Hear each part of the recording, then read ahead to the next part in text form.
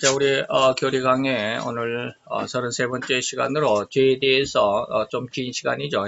문제가 많은 것을 한 시간에 다 못하니까 세 개로 나누어서 오늘은 이제 몇 개의 그 질문 속에서 죄라는 것이 무엇이고 우리 속에 어떻게 역사하고 우리의 삶 속에서 현실적으로 어떻게 나타나는지를 다시 한번 생각해보는 그런 시간으로 갖도록 하겠습니다. 그래서 이제 오늘 본문 말씀은 로마서 3장 19절입니다. 우리 다 같이 성경을 한번 봉독하도록 하겠습니다. 우리가 알거니와 무릇 율법이 말하는 바는 율법 아래에 있는 자들에게 말하는 것이니 이는 모든 입을 막고 온 세상으로 하나님의 심판 아래에 있게 하려 함이니라. 아멘.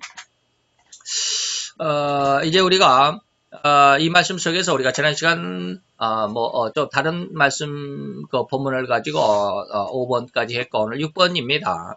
자, 죄에 대해서 성경은 오늘 교리 속에서 우리에게 무엇을 질문하느냐 하면 인간 모두가 하나님의 율법에 자신을 비추어 볼 때 결국 어떠한 자리에 처하는 모든 인간은 죽으면 끝이다라고 이렇게 말하는데 결국은 어떠한 자리에 처하게 될 것인가. 로마서 3장 19절을 보니까 우리가 알거니와 무릇 율법이 말하는 바는 율법 아래에 있는 자들에게 말하는 것이 바로 율법이다. 나는 예수를 안 믿기 때문에 율법과 상관없어 라고 말할 수가 없습니다. 지금은 여러분들이 그렇게 말할 수 있을지 모르지만 하나님 앞에서 하나님이 딱 한 번 말씀하시면 여러분들 결코 거절이나 반항이나 반박이나 외면이나 나는 그거 다 안 믿습니다 라고 하는 그런 생각, 그런 마음조차 없습니다. 완전히 하나님 앞에, 하나님의 말씀 앞에 굴복입니다. 100% 순종입니다. 밀만분의 1, 호리만큼도 거절함이나 거역함이나 반대가 없습니다. 완벽하게 하나님의 말씀에 복종하게 됩니다. 근데 왜 이런 말을 합니까? 제가 조금 맛봤기 때문에 그래요. 조금. 하나님을 전폭적으로 만나는 건 아니고 몇 번 말씀을 드렸죠. 제가 청년 때 주일학교 교사로서 열심히 일을 하다가 어느 날 5월 5일 어린이날 이제 주일학교가 이제 야유회를 가기로 했습니다. 그래가지고 이제 안양에 있는 교회에서 안양의 그 뒷산이 그 무슨 산인지 이름은 수락산인가 수리산인가 수락산인가 뭐 그런데 거기로 이제 야유회를 가기로 했는데 그날 새벽에 그때는 뭐 기도도 제대로 뭐 했겠죠. 신학교 때니까 아주 기도에 열심히 있었을 텐데 저전 기도하려고 그랬는지 비몽사몽간에 깨가지고 내가 자고 있는 방에 큰 창문이 하나 있는데 그 창문으로 그냥 아주 달덩이같이 큰 돈같이 생긴 그 빛이 창문으로 쑥 들어오더니 내가 그래서 확 안았어요. 그리고 난 다음에 내가 서 있는 자리가 하나님 보이지는 않아요. 앞에 보이지는 않는데 하나님의 심판대, 예수님의 심판대라는 의식이 있어요. 근데 거기에 이제 앞에 딱 섰는데요. 네가 네가 뭘 가지고 왔느냐라고 이렇게 물으신 것 같아요. 그래서 저는요 이런 일은 했습니다. 하나님 안에서 이런 일을 했습니다. 주일학교 교사에서 주일학교를 이렇게 부흥을 시켰고 막 이런 것들 뭐 아직 그때 25세 예수를 믿어가지고 불과 몇 년 안 됐던 그런 시절이거든요. 뭐 한 1년 남짓 됐을 때인가요? 그러니까 뭐 하나님 앞에 한 게 뭐가 있겠습니까? 그런데도 주일학교를 열심히 했어요. 아무것도 모르고 열심히 했어요, 자우지가. 그러나서 내가 그 했던 것들을 뒤에 이제 내 흔적이라고 생각하면서 그 흔적들을 예수님에게 보이려고 예수님 이렇게 내 뒤에 이렇게 근데 말문이 막히더라고요. 아무것도 할 것이 해놓은 것이 없어요. 아무런 발자국이 없어요.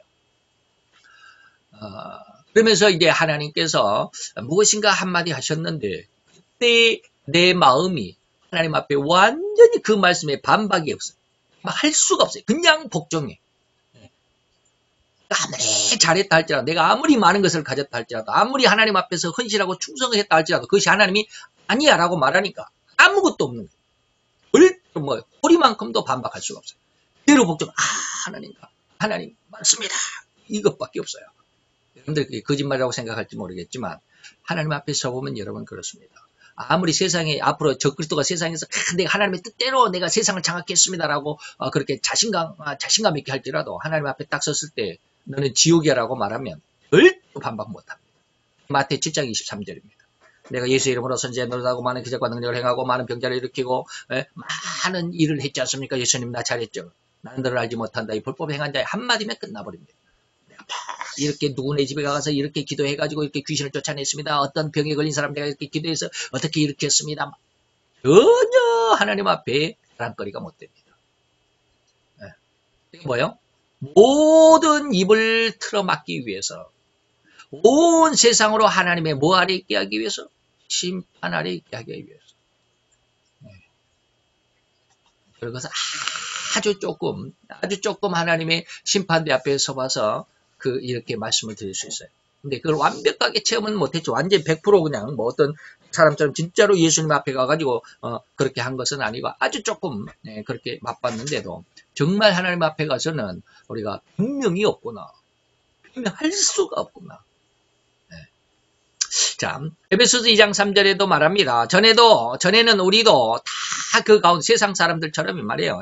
우리가 육체의 욕심을 따라서 지내며 육체의 욕심에 원하는 것을 하며 다른 이들과 같이 본질상 진노의 자녀의 삶을 살았었노라. 복음 안에 들어오기 전에는 이랬다 이 말이죠.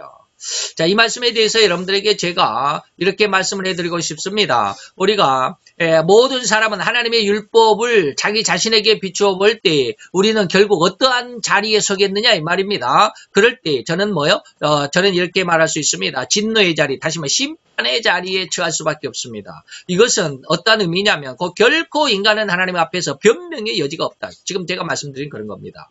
달리 말해서 하나님은 전지하신 하나님이고 모든 것을 아시죠. 전능하신 하나님, 모든 능력의 하나님이시고 그래서 절대로 거짓이나 죄가 없으시기 때문에 완전한 빛이신 하나님이시기 때문에 그 앞에 서는 우리 인간은 너무나도 죄악이고 너무나도 어둠이기 때문에 그 앞에서는 드러나지 않을 것이 없고 다른 말로 하면 호리만큼도 감출 것이 없음으로 인해서 변명 한마디 할 수가 없다.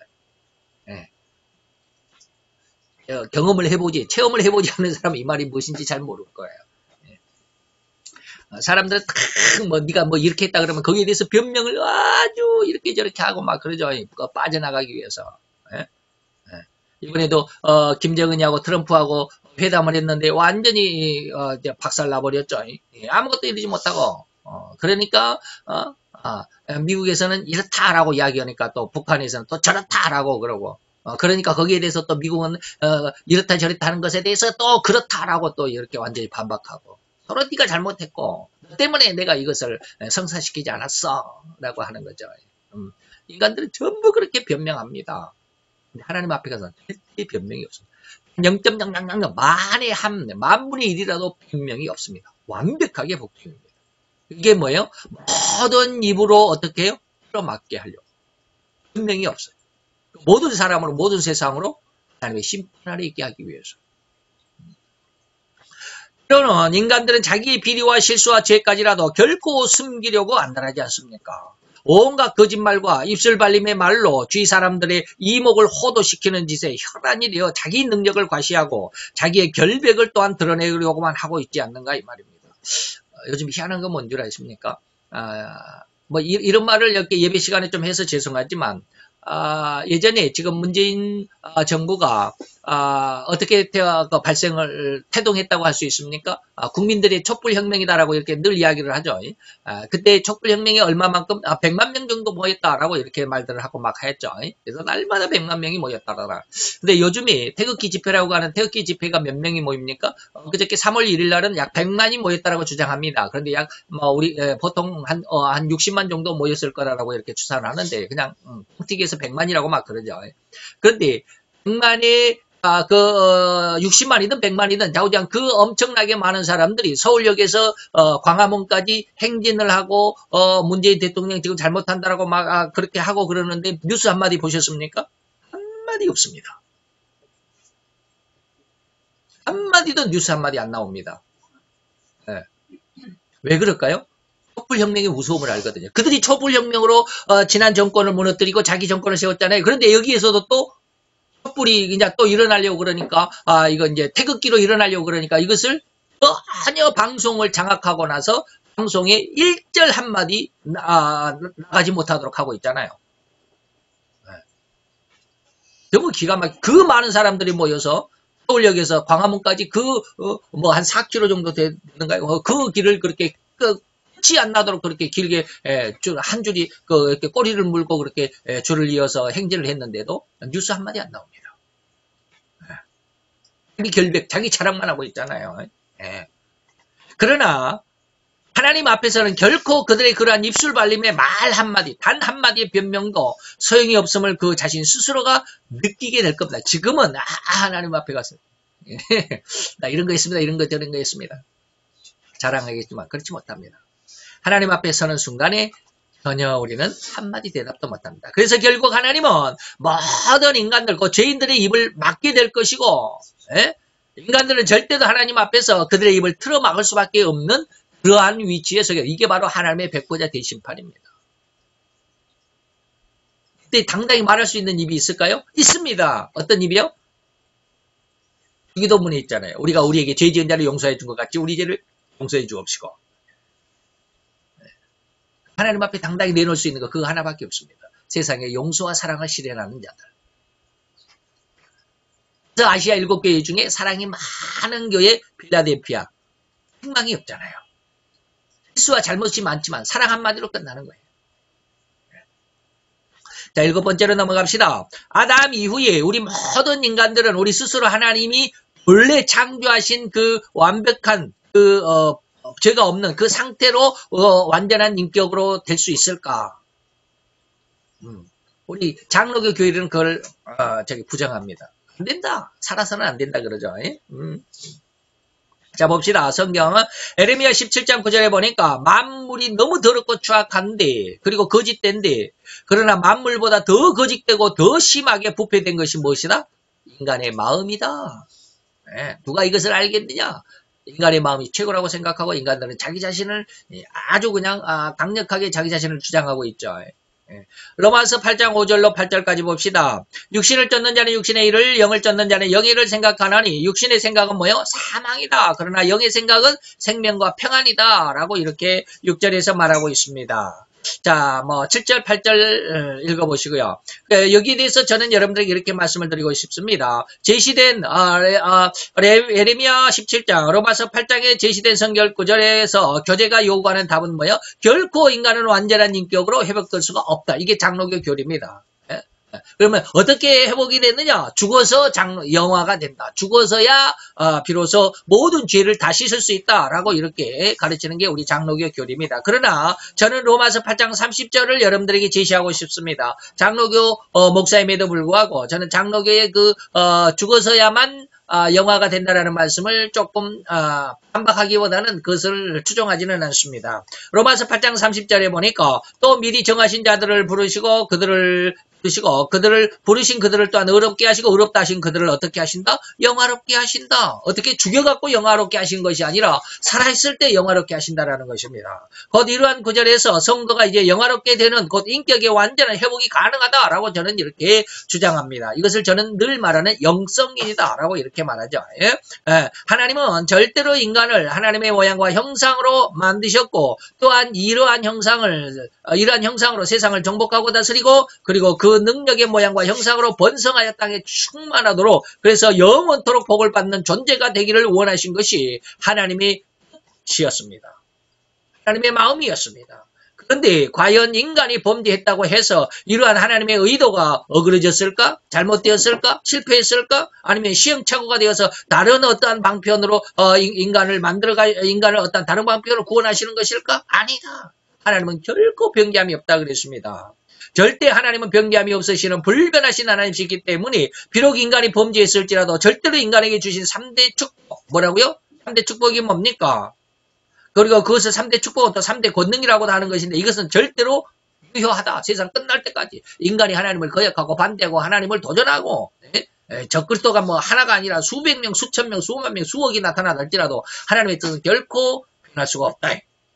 이런 3대 권능을 완전함으로 소유할 수 있는 완전히 아주 그냥 무결점으로 이 말이죠.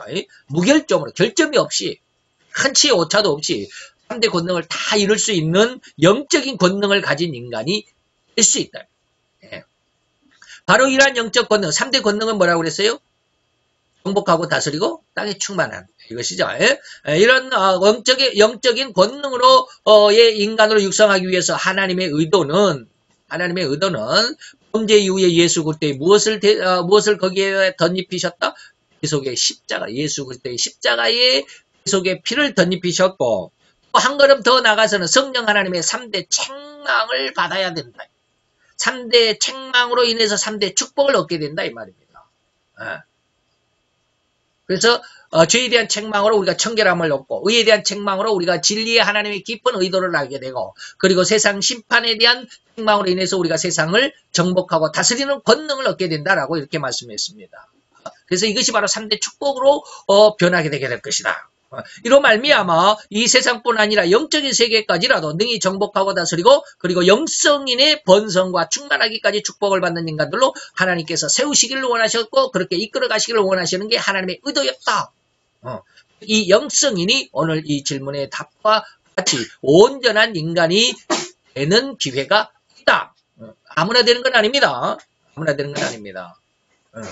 그래서 늘 이렇게 되기 위해서 각고의 노력을 해야 된다. 기도도 많이 해야 되고, 성경도 많이 읽어야 되고, 그래서 제가 늘 이야기했죠. 성경은 한 100개 이상 해보십시오. 기도는 1시간 반 이상을 한 5년은 해보십시오. 라고 이렇게 말씀을 드렸습니다.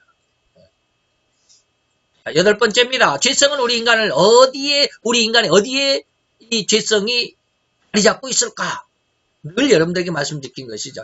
자, 잠언서 4장 23절에 보면 무릇 지키기만 하는 것보다 더욱 무엇을 지켜라? 내 마음을 지켜라.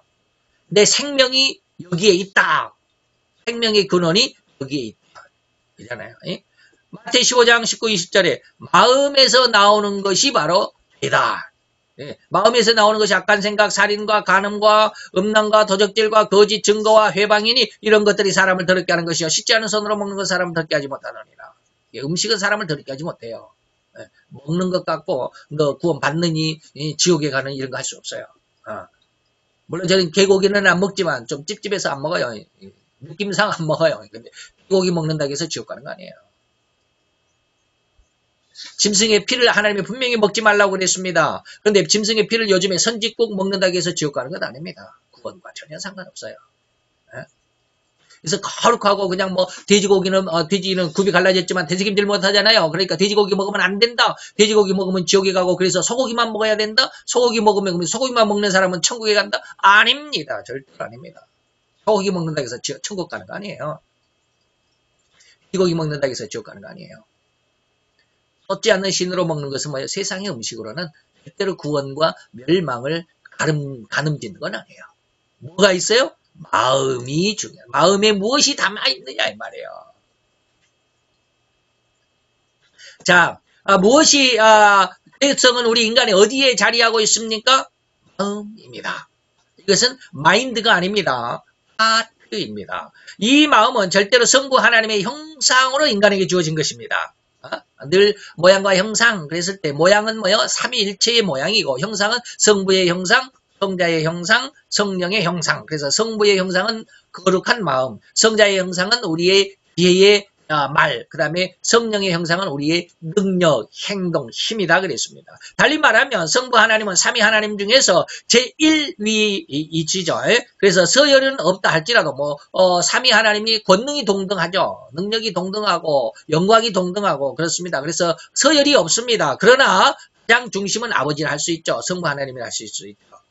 인간을 구성하는 요소들 중에서도 성부의 형상인 마음이 가장 중심인 것입니다. 그래서 사단은 이것을 결코 모를 리가 없죠. 그래서 사단도 이를 능히 알기 때문에 인간을 구성하는 요소 중에서 가장 중심인 마음을 정복해야만 온 인간의 이성과 인격을 정복할 수 있고, 그 사단인 자신의 뜻대로 인간을 좌지우지할 수 있을 것이라는 것을 충분히 아는 지혜를 가졌기 때문에 인간의 마음을 정복하고자 했고, 그 마음이 정복한 그 마음에 온통 자기 자신을 중심하는 마음, 교만, 이 죄의 가장 핵심이라고 그랬죠. 교만의 마음을 주었다.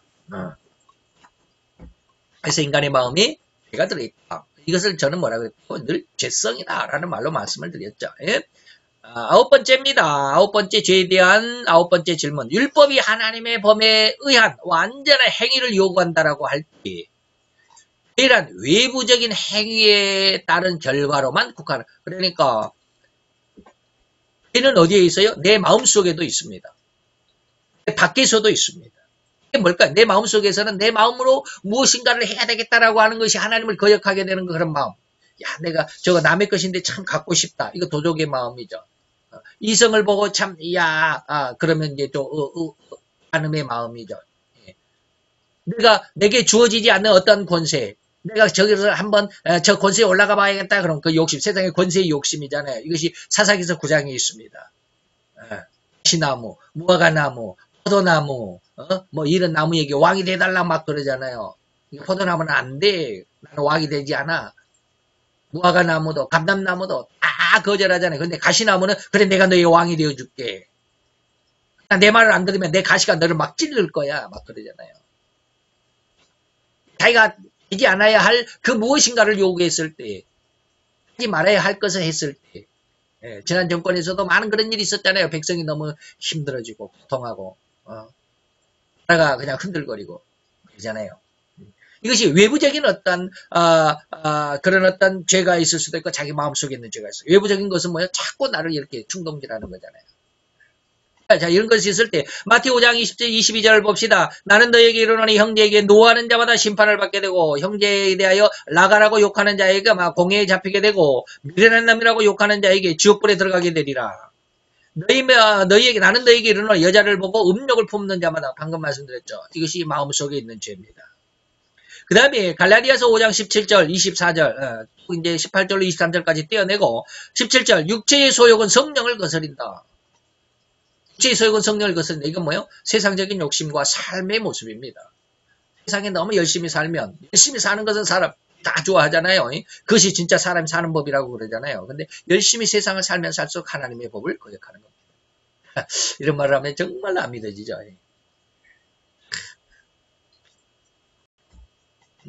어쨌든지 육체의 소욕은 세상에서 내가 잘 성공해야 되겠다라고 하는 그런 열심 있는 그런 어떤 모습. 정말로 세상에 열심히 해야죠. 뭐 열심히 하지도 않고 성공하려고 그러면 안 되죠.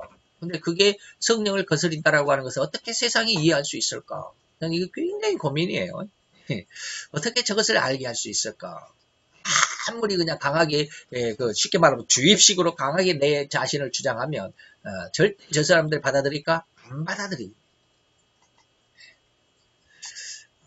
그런 것까지 성령을 거스리는 일이라고 하는 것을 어떻게 할 수 있을까? 성령의 소욕은 육체를 거스리라 이들이 서로 대적함으로도 원하는 것을 하지 못하게 하려 함이라. 그리스도 예수의 사람들은 육체와 함께 그 정과 욕심을 십자가에 못 박았느니라 라고 했습니다. 자, 이렇게 볼 때 내적으로 내 마음속에도 그리고 내 외적으로도 모두 죄의 근원이 기원이 있다라고 하는 것이다. 즉 인간은 내적인 죄, 다시 말하면 곧 마음속에서조차도 우러나는 생각과 마음, 이것이 절대로 죄일 뿐이라는 것을 절대로 깨달아야만 한다. 어제 새벽일까요? 어제 아침에 갑자기 그런 하나님이 느낌을 주셨어요. 신앙 안에서도 우리의 생각이 얼마나 모두 100%가 다 죄라고 하는 것을, 다시 말하면, 내가 교회를 부흥시켜야지, 교회를 성장시켜야지, 큰 교회가 아니라 내가 내 교회를 지어야지, 건축해야지 하고 그런 것들이 얼마나 하나님 앞에 하나님을 슬프게 하는 교만인지 하나님이 아주 저에게 마음속에 알게 하셨을 때 너무 슬프더라고요. 이렇게 속고 있구나. 네. 이것이 교만한 것인 줄, 왜 이것이 죄인 줄 목사들은 모르고 있나.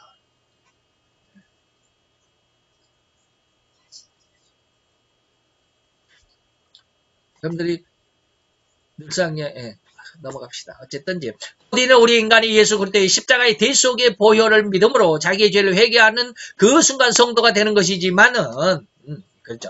그러나 이것은 대속의 십자가를 믿는 성도가 되는 것은 멸망으로부터 구원함을 받아 영원한 천국의 상속자가 됨을 의미하는 것이지만, 이와는 달리 비록 성도가 되었을지라도 여전히 그는 성도이면서 죄를 저지를 수밖에 없는 상태의 마음을 가지고 있음을 기억하고 깨달아야 합니다. 이것 좀 알아주었습니다. 예수를 믿는 사람, 교회에 나온 사람, 성도라고 집사라고 장로라고 권사라고 그리고 목사라고 해서 다 죄가 없는 정말로 구원받은 그 아름답고 깨끗한 구원받은 성도냐? 아니다. 아니다. 목사도 여전히 죄를 지었어요. 아무리 하나님 앞에 거룩하고 회개를 다 했다라고 하는 그런 거룩한 성도를 할지라도 죄를 지을 수밖에 없어요. 그게 뭐예요? 죄성이라는 거예요. 혹자들을 오해할 수도 있는 부분이 있습니다. 어떤 것을요? 곧 예수 그리스도의 십자가의 대속의 은혜인 보혈로 말미암아서 우리 성도들의 모든 죄가 다 용서가 되었노라고 하는 것이죠. 그래서 그 십자가의 보혈의 은혜가 성도들의 미래의 죄까지 다 용서되었다라고 오해하는 경향이 짙습니다. 굉장히 이게 도리적인 믿음인데 이게 신학교에서 이걸 가르치거든요. 그러다 보니까 목사들이 이것에 아주 강력한 믿음을 가지고 있어요. 그러다 보니까 성도들이 예수를 믿으면 죄가 없는 줄로 생각을 해요. 그러니까 다 용서됐다고만 생각을 해요. 거기에 대해서 제가 이렇게 반박을 했습니다. 만약에 예수 그리스도의 보혈로 미래의 죄까지 용서가 되었다고 한다면 우리 성도들이 현재 짓고 있는 그 어마어마한 죄들이 다 용서되었다라는 것인가? 그러면 혹자들은 내가 어떤 죄를 지을지라도 다 용서가 되었다라고 오해하게 되지 않겠느냐? 그것으로 인해서 이단이 나타나게 되었습니다. 이게 바로 오대양 사건인데, 오대양 사건이 뭐예요? 구원파. 이번에 세월호가 아니라 그 뭐죠? 세월호의 그 사장이 누구라고요? 구원파 그 누구라고 그랬죠 이번에? 이병헌 씨. 그 전신이 오대양입니다. 대전인가? 대구인가? 대전인가의 그 큰 회사를 차려놓고 거기에 46명인가의 직원들이 전부 오대양 그 구원파 소속이었습니다. 그러다가 그들이 그냥 일을 하고 벌어들인 돈이 일부만 그 사람들에게 월급으로 주어지고 나머지는 전부 그 재단으로 그 회사로 들어가게 됐죠. 거기에 대해서 제대로 분배가 안 되고 막 그랬을지도 모르겠어요. 정확히 저는 잘 모르지만 그래가지고 46명이 회사의 지붕이 이제 지붕이 삼각형 지붕이 이렇게 있으면 그 밑에 이제 중지붕이 있죠. 우리가 평평한 지붕이 있잖아요. 우리가 보는 이 천장이 지붕이 아니에요.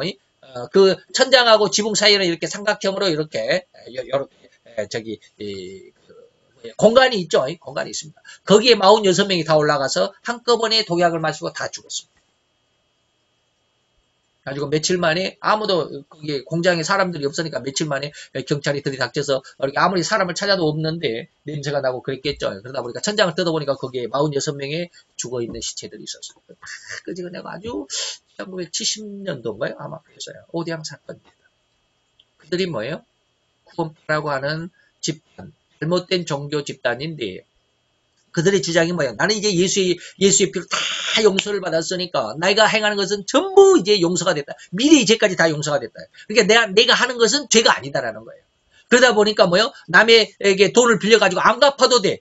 나는 예수의 이름으로 이 구원을 받았고 정결하고 죄가 다 용서가 됐기 때문에 안 갚아도 그 죄가 아니야. 이미 예수님이 다 용서했잖아. 내가 상대방을 한 대 패도 때린 것으로 폭력죄가 아니야. 왜? 예수님이 나의 그 폭력죄까지 다 용서를 해주셨잖아.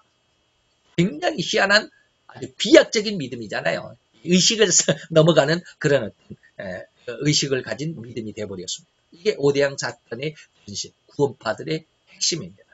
그래서 오대양 사건을 일으켰던 구원파라고 불렸던 이단 단체들의 같은 부류입니다. 즉 모든 죄가 이미 용서가 되었으니까 우리는 무슨 짓을 해도 상관이 없다라는 것이고 이미 구원이 되었고 이미 죄가 용서가 되었으니 우리는 결코 죄가 아니라는 생각으로 오해의 경지로 넘어가 버리는 겁니다.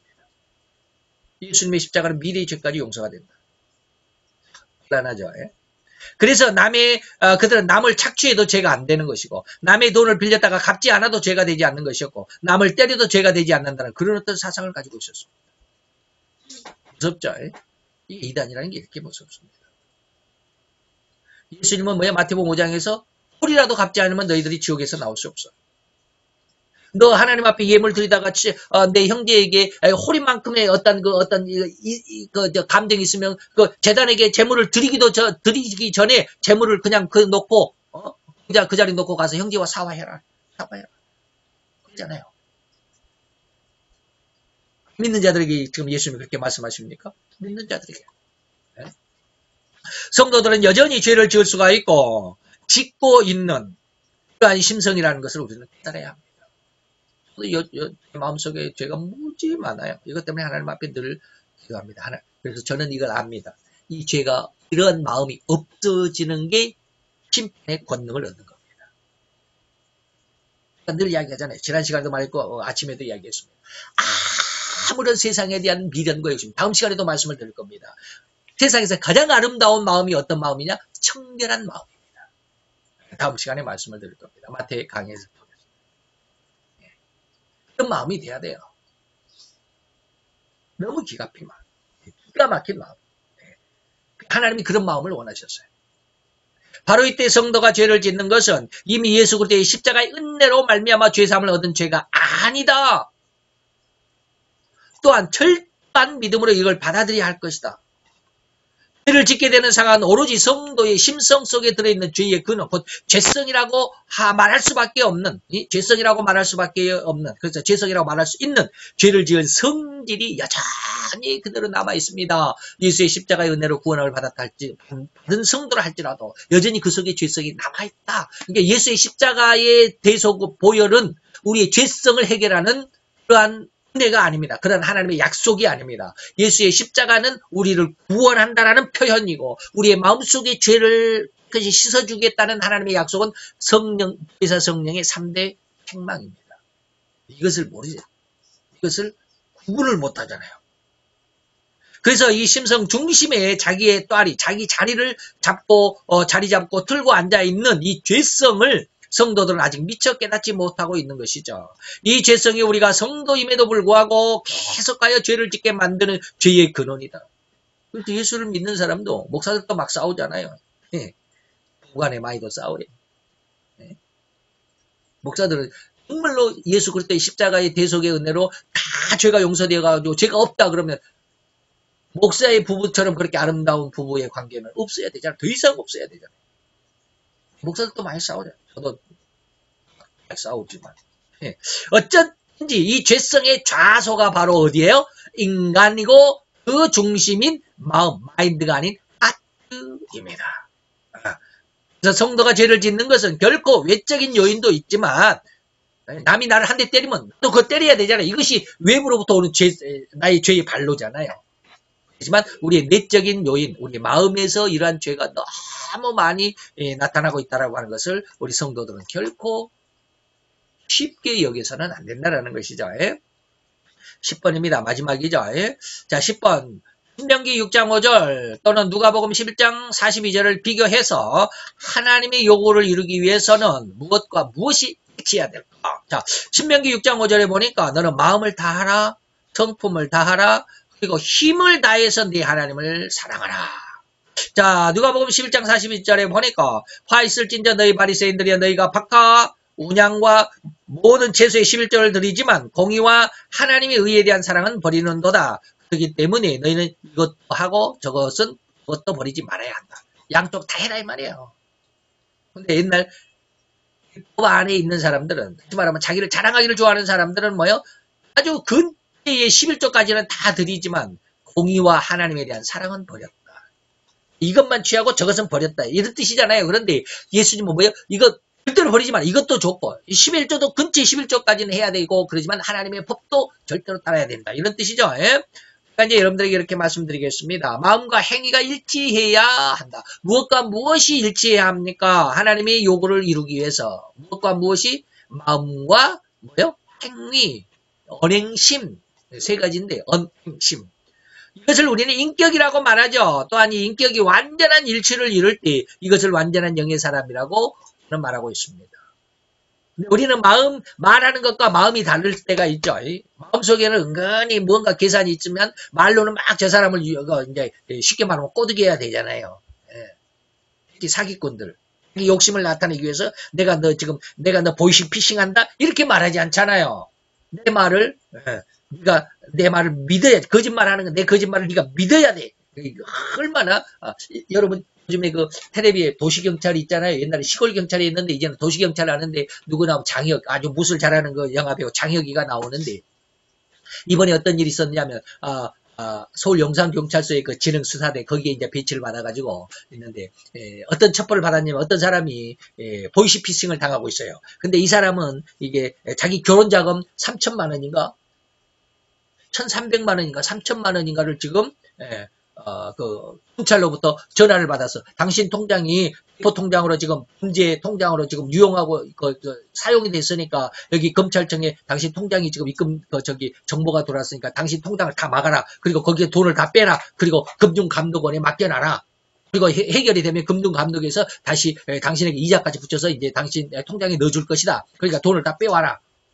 갖고 1,300만 원인가 뭐 3,000만 원인가를 결혼자금인데 빼가지고 지금 이제 거기에서 하라는 대로 지금 하는 거야. 그래서 몇 시까지 어느 역 출구 지하철역 출구에 가서 기다려라.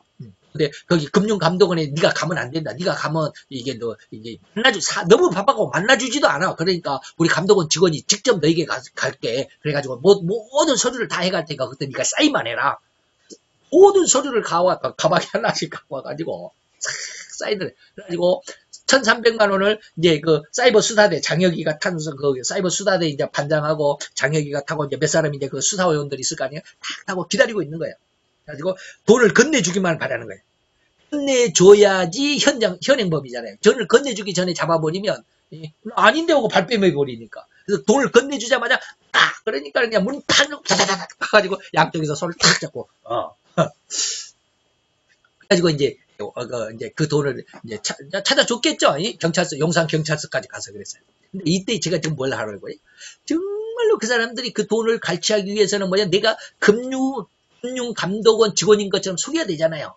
전부 다 서류를 위장해야 되잖아요. 그리고 내가 검사인 것처럼 위장을 해야 되잖아요. 이건 뭐요? 마음은 돈을 갈취하려고 하면서 상대방에게 내가 이렇다라고 하는 것이 뭐요? 마음과 말이 불일치하잖아요. 인간은 불일치합니다. 이게 절대로 불일치할 수 없는 완전한 일치를 이루는 것이 뭐요? 영성인입니다. 절대로 남에게 해를 끼치지 않다. 그래서 청결한 마음을 할 때 여러분들에게 그 말씀을 드릴 것입니다. 그래서 완전한 영의 사람, 그래서 영성인이라고 제가 여러분들에게 늘 말씀드리는 건데 영의 사람이 될 수 있는 길은 결코 인간으로서는 불가능하며 아무리 수양해도 안 됩니다. 아무리 성경을 많이 읽어도 안 됩니다. 성경을 많이 읽으라고 한 이유는 뭐예요? 성경을 읽음으로 하나님과의 교제가 되고 하나님의 은혜를 받기 위해서 하나님의 약속을 하나님과의 제가 오전에 말씀하신 것처럼 하나님의 마음을 공감하는 은혜와 능력을 채워가고 양육시켜가고 성장시켜가는 것이 기도와 말씀입니다. 내가 가능한 게 아니고 그래서 뭐예요? 오로지 보혜사 성령님이 역사하시게 됩니다. 성령님이 하나님이 오실 때 그 길을 터반을 마련해야 돼요. 이번에 여러분들 뉴스 보셨습니까? 김정은이가 베트남에 온다고 그러니까 베트남에 어떻게 하신 줄 아십니까? 정말 대단하더라고요. 이틀 1박 2일 이틀 동안 트럼프하고 김정은이하고 대화한다고 그러니까 베트남이 난리 났습니다.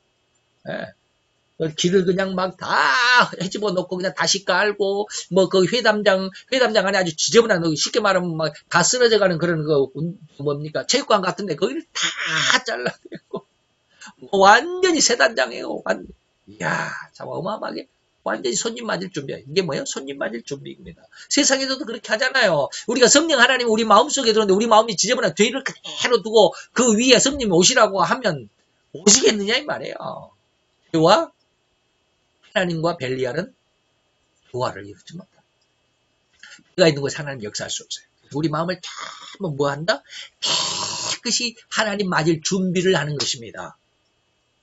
이게 뭐예요? 말씀과 기도로 계속 내 마음속에 하나님이 영접할 수 있고 하나님이 자리할 수 있는 자리를 하나하나 마련해 가는 것입니다. 이걸 저는 이제 오전에 공감이라는 말로 새로운 말을 여러분들께 해드렸습니다. 하나님이 그걸 알게 하셨어요. 예전에 이런 공감이란 말 성경에서 전혀 사용하려고 생각조차 못했죠. 성령이 역사하기 위해서 하나님이 내 마음속에 역사하기 위해서 하나님의 마음의 일부를 자꾸 내게 역사하게 하는 겁니다. 그래서 내 마음이 하나님이 자리할 수 있도록 하나하나 닦아내놓고 또 씻어내놓고 하는 그런 자리를 계속 하는 것입니다. 그리고 하나님 완전히 내게 역사할 수 있는 완벽한 자리가 마련되어 있을 때 그때 성령이 역사하시는 겁니다. 이게 영성일입니다.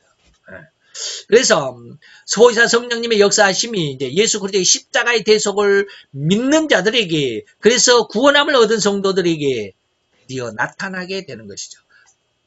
제 십자가 없이 성령의 역사는 없습니다. 특별한 일은 제가 지금 제외하는 겁니다. 사도 바울과 같은 그런 일은 제가 지금 말씀드리는 게 아닙니다.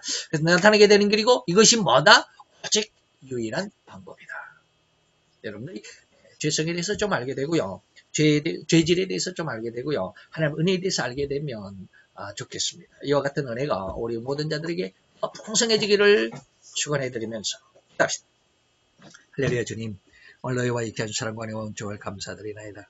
주의 영광 앞에 있는 이 시간 여호와의 사랑하는 자녀들 위해 주님 함께 하시고 이 심령 가운데 함께 하여 주셔서 우리로 하나님을 알고 깨닫고 하나님을 체휼하는 하나님의 귀한 아들로 딸로 하나 한 걸음 한 걸음 한 계단 한 계단 한 블록 한 블록을 쌓아갈 수 있는 귀한 은혜의 시간 되게 도와 주시옵소서. 그래서 마지막 때 내가 너를 기뻐하느라고 내 마음에 합한 자가 되었노라고 내가 너를 축복하느라고 하신 하나님의 응답, 하나님의 축복, 하나님의 은혜의 자리까지 나가는 자들의 모습이 되게 도와주시옵소서. 예수 그리스도의 이름으로 감사와 기도드려 싸움나이다. 아멘.